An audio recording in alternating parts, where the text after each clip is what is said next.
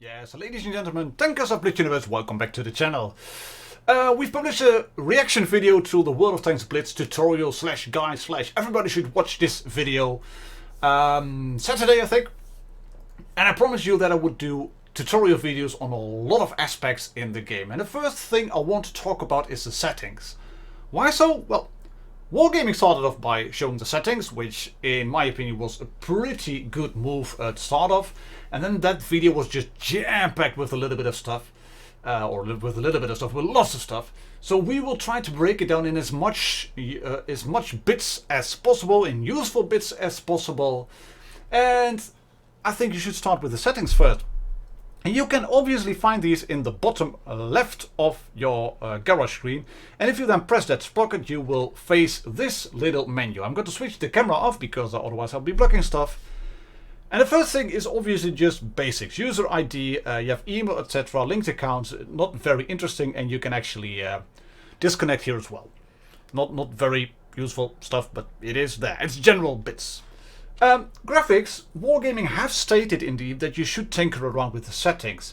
Martin, these are very low. Why are you using these very low settings? Well guys, I'm used to this. I've played with this since I practically started. And I don't really care about really fancy graphics, to be honest. I just want to play a game and I want to have that game perform. I want to have a solid, stable performance. This is what I'm used to. I don't really mind if I haven't set to low or medium or whatever. A few things that I do mind about actually is this one. You should have this one set off. Do not use grass in sniper mode. But it looks so pretty! Yes, it absolutely does, but it's just eye candy.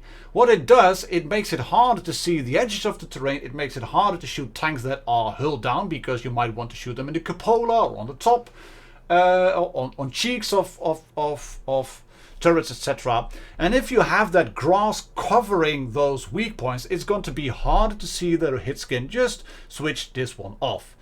You could argue if the tank traces, the track traces, if these are needed or not. I have them switched on because it looks fine and dandy. And same could be said for the shell hit marks. I would suggest to you that you use those shell hit marks and that you keep them switched on. Why so? Because it looks good on the enemy. You can see where you hit and penetrate them, obviously. But also when you get hit, you can actually look around and then see where the enemy penetrated you. And you might not be able to do that in the battle itself. But if you switch this one on before watching the replay, provided you have replay switched on, if you go to watch the replay with the shell hit marks switched on, you can see where you got hit. And that's valuable information because it allows you to evaluate your gameplay and start figuring out, okay, I've over-angled, okay, I've over-peaked over here, I was exposing too much of my turret, of my hull, etc, etc. It's not this one, the shell hit marks, not just eye candy, that's actual very good information. As for the rest, do tinker around with this, guys. Do tinker around with the qualities of water, of object and terrain, of tank, etc. Go into a training room, which is also in this list right over there. Go into a training room, play a little bit, make a room just for yourself, and then drive around with just the one tank, which is you. If you are already experiencing problems with your FPS playing solo in a training room, by all means lower your settings, because if you're going to be in a battle, it's going to be even more horrendous. Right, next thing, we're going to go into the controls. Obviously you can customize your touch controls. I'm going to show you that later on. But first things first, we're going to just scroll down this little list. Auto aim, I have it set with a button. You can enable it all the time, you can disable it. I prefer to have a choice, so that's why I have this one set on with a button. Joystick, I have the fixed one set and I have the old auto aim. Why so, Martin? The new one's on you and I couldn't really get used to it. I have 36k games hardwired into my system. This works for me. I'm right-handed, so I don't have left-handed joystick and fire buttons. Same goes for the consumables, but I do have a second fire button. I don't use it a lot, but I want to be able to just use it if I want to. This thingy Right over here, the lookout area, this is 100% needed because it does not only allow you to look around without rotating the turret, it also allows you to look around without rotating your entire hull if you are a fixed gun tank destroyer. That's really, really useful / mandatory. Camera sensitivity and joystick sensitivity are very much personal. This works for me, so that's why I have this one set on. And this is really useful as well, the ammo bar. Why so? Well, you do have a choice of ammunition right over there, and you can switch standard ammo, premium ammo and high explosive. We're going to cover ammo in a separate video this week. Why should you have that ammo bar open? Because otherwise you would have to click on the bar, it opens up, you have to select your ammo and then you can fire. And it's just that little half a second thereabouts of time that it takes for you to click a few times extra. It might make you miss a shot, or it will make you, it will just make you slower. That's basically all there is. All these bits over here, you can see the second fire button, the auto aim switch button, the driving, the fire button, scope, etc. Everything you have over there, and even this thing, you can move this one around. Everything you have over here, you can customize it, you can resize it, as you can see. It works just very well. This one, as said, is mandatory. It's the lookout bar. And the lookout bar allows you to look around without moving your turret. Why is this important? You can keep your frontal armor pointed towards the enemy. If you are in a tank destroyer with a fixed gun and you have a camouflage net fitted, you can just stay there and your camouflage net will be engaged, will keep being engaged, and you can shoot without moving around. Also, if you are sitting on the side of a building, you can sort of look around the building and you can evaluate the situation a bit easier than just by moving forward, peeking around and getting shot. It's very useful. It takes some getting used to in the beginning, but as said, we have training rooms for that. Do use them. All this touch controls thingy, this is all, again, personal preference. I have them set fairly big. I had to tinker around with it a bit, but for me, this works just fine and dandy. These are the rims actually, and you can, if you want to, switch these off, and I'm going to show you that in the last bit of the settings area. Right, moving back, we're going to show the markers. And the markers show the information about the enemy and about your allies and about destroyed tanks. There's two sets of them, a list of players is hidden and a list of players is shown. When the list of players is shown, the minimap is removed. And I think what I have selected right over here is the bare minimum which you need. I don't really care for all the other bits, because as you can see, it will make the screen really, really cluttered. Also, what I have, tank model needs to be switched on, this one needs to be kept on, reload icon, tank HP, I don't need the nickname. Why am I using only these four thingies right over there? Well, I already know all the names of the tanks. I know a KV-1 is a heavy tank. I know an MT-25 is a light tank. I just know them. I know the tiers. I know what tanks to watch out for. For me, I play on a phone. It makes the screen extremely cluttered. I used to have all that information when the list of players was shown, but I've tried to change that a little bit, which really seems to work for me. And having the name of the tank plus the hit point bar, that's more than enough information for me. You absolutely need this one. Not just for your own teamers, but also for the enemy. You need to know, can I approach that enemy? Can I shoot him? Can I take him out with one shot? Should I be worried about him? Is he full health or not? You need that information.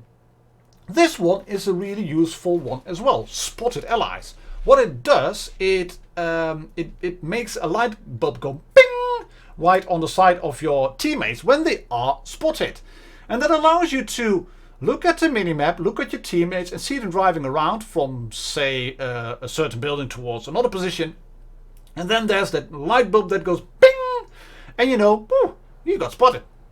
He got spotted. I should not follow him, because if he got spotted and I follow him, I might get spotted as well. And if he got spotted and he gets shot, then I get shot as well. And of course, it's always better to have just one teammate getting shot and you just retaining your hit points.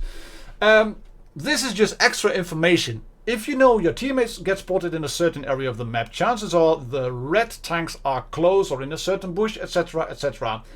it gives you information.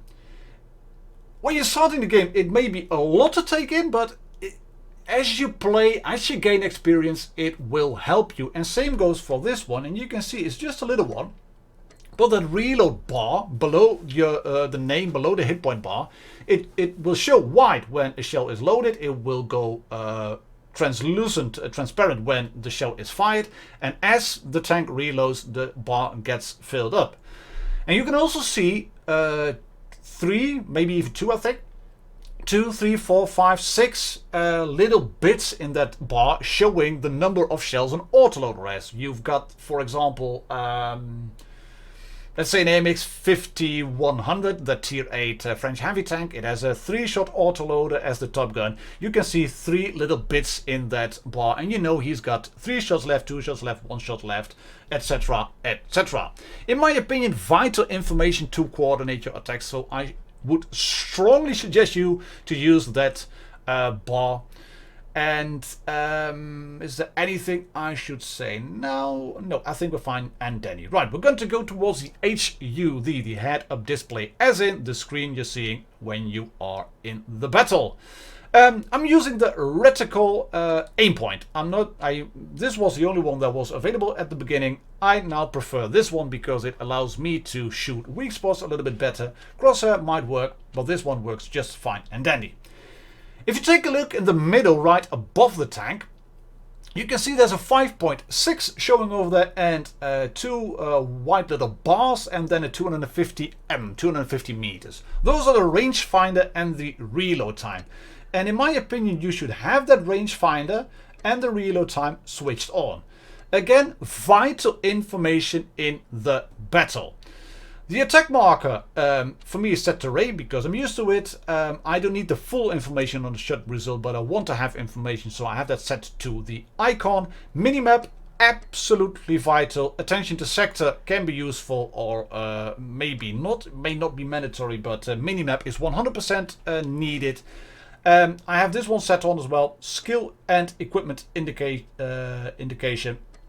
This one is needed pretty much, and you could probably switch this one off the ribbons because it is, as said, a lot of information. There's a lot of things happening on the screen, and if you want to focus on the game a bit more, you could probably remove these ribbons. Although if you're playing a light tank and if you're playing a spotting role, then it might be useful. But as said, it's a lot of information, so if you get confused by all these ribbons popping up, just by all means switch them off. You will not lose any gaming experience whatsoever. This one, however, can be useful because if you are then showing the team list of your team, you will also see that reload icon, including 3 or 4 shots in an auto-loading tank. Last thing, the other tab, as you can see, we're going to take a look at that one as well. Language has been set to English, obviously. Battle chat team in general, you can disable it if teams are really provocative and toxic, which is not an uncommon sight in World of Tanks currently, but I have it set to team in general because I have a YouTube channel and people want to say hi to me. You can switch it right over there with your music volume, effects volume, push notifications, clan invites. You can also change those thingies, as you can see. And of course, do keep the replays switched on. The rest is just the other tab is maybe the least useful of this one, the one you don't really need to play around with too much. You do need to customize your controls, your markers, and your head-up display. But yeah, there you have it basically, ladies and gentlemen, tankers of Blitz Universe. All the things you need to know, in my opinion, about the settings and about what you should, in my opinion at least, use. As said, I am not the one that's playing your game. You should try it. You should just tinker with it, change the graphics qualities, change the icons, the size of icons. Just use it a little bit left, right and center to tinker around to suit it to your needs. And I hope I've shown you enough to think about. I hope I've shown you enough to show you what the best settings are, in my opinion, and I hope I've added a little bit to the tutorial that Wargaming have shown in their latest video. More will be coming up soon. Tomorrow we're going to talk about general moving around and blocking damage and just a few gameplay bits. Stay tuned. I'll see you all tomorrow. Cheers, happy tanking, bye bye.